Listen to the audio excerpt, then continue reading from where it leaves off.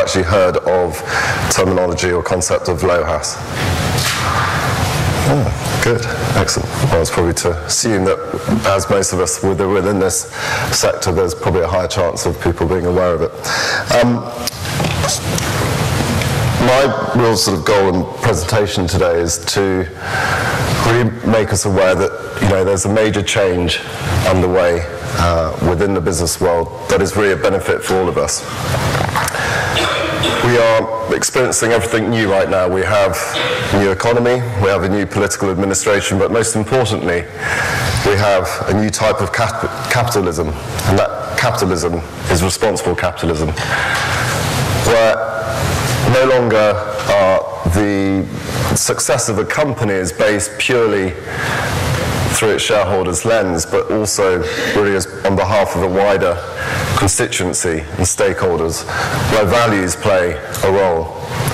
And I think increasingly as consumers become more inwardly aware of their spiritual values and beliefs, companies are increasingly recognizing that social and environmental values will also enhance their profit and productivity. Just before I sort of move on, I suppose I'll just sort of try and help you understand, put LOHAS into context and how I, first of all, became aware of LOHAS. It's probably just over 5 years ago when I was looking at analysing the market opportunity and preparing the business plan for a company that specialises within the ecotourism sector.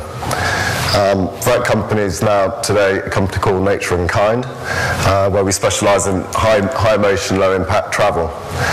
But really, it was whilst looking at the whole marketing plan and the sales acquisition strategy, as I became aware of LOHAS. And what I liked about LOHAS was its ability to collectively represent and bring together a number of environmental, social and well-being messages under one term.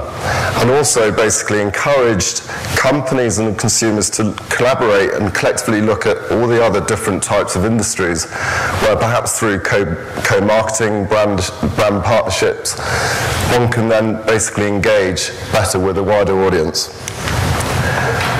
So what is LOHAS? So for those who are new to the term, LOHAS is an acronym for Lifestyles of Health and Sustainability. It really sort of encompasses a market for consumers that are really interested in the issues of health, the environment, social justice, personal development and sustainable living.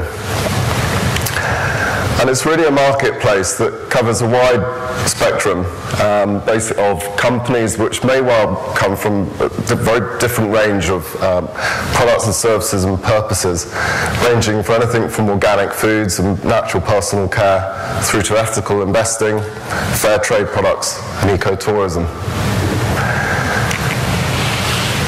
LOHAS, I suppose, originated in the States back in the 1990s through a sociologist, a guy called Paul Ray, who really sort of up until now, the terminology LOHAS has been very much more of a business-to-business reference and term within the US market. And for a number of years now, they've been doing a LOHAS Forum. There's a LOHAS Forum forthcoming in June of this year, June 23rd, 26th in Colorado Boulder, where 500 leading executives from the world of LOHAS gather to network and share. You have specialist market research agencies now specializing in health, wellness and sustainability who have recently reported on the LOHAS report. But more interestingly, I think, and perhaps an opportunity for us in Europe, is to recognize other parts of the world where LOHAS has really been engaged and embraced, and that in particular is in Asia, where, for example, Coca-Cola recently launched a drink called LOHAS. The latest development and tube stop on the underground is at LOHAS Park, and they've even recently come up with an idea of a new organic cafe called Are You LOHAS? So I think, interestingly enough, many times I sort of thinking about the issues and how to best engage with the consumer who, to be quite honest, is increasingly becoming tired, perhaps more cynical of the terminology of green, ethical, and really the sort of concept of LOHAS, the importance of its connectedness of wellness and sustainability. Wellness both in terms of personal health and planetary health, with sustainability I think is actually key. So who are these LOHAS consumers? These LOHAS consumers, they typically buy products and services that are aligned with their own personal values and beliefs. They tend to be affluent and loyal, tend to be also educated, socially aware, and environmentally aware. But also for them, although environmental concerns, social justice, etc. is important to them, it's also the interest and the sort of interconnectedness, which Diana referred to earlier, of cultures, economies, political initiatives, but also with their personal mind, body and spirit. So really, these consumers, I'd say, are the future of business, but they also are the future of progressive social, environmental, economic change. As a market, it is a global marketplace, on average growing about 10% per annum, compared to that of perhaps typical household products growing on average about 2%. But I've just highlighted here 4 key markets. First of all, that being the USA, where it's pretty much estimated that 20% of the population, about 41 million people, are currently engaged in the LOHAS market. In Japan, obviously because of the connection and of the aspect of health, wellness is very much embedded within their culture. Obviously estimated that 30% of the population there. Europe, an estimated higher than 33%, but most notably I'd say Australia, currently only 8% of population, but their growth rate is about 20%, which is going to lead to a market of valuation about 21 billion this year. So let's sort of stand back and look at it from a consumer's point of view, from about 100,000 feet high up. And what we're going to look at here is effectively a consumer pathway, and a pathway that sort of really begins from the personal point of view in terms of actually what goes in to me, my life, my body. And obviously in that area we're looking at food products, drinks, body care. And then typically that consumer will then move to the second stage, which really then sort of addresses my family and my house, my home. And within that, for example, you'll get talk of pets, clothing, household detergent products.